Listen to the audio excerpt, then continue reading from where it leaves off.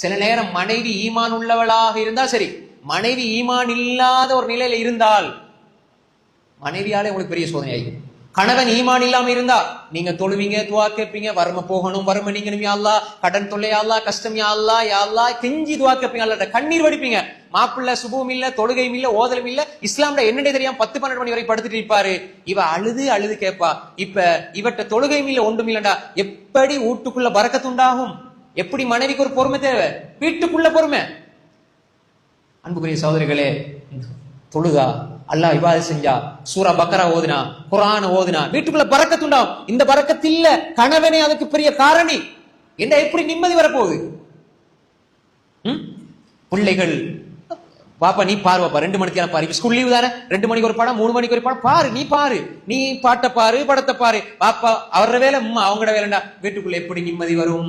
அல்லாஹ்வுடைய வரையறைகள் மீறப்பட்டு கவர்ச்சிகளால் இந்த வீடுகள் நிரம்பினால் அல்லாஹ்வுடைய ரஹ்மத் எங்கே?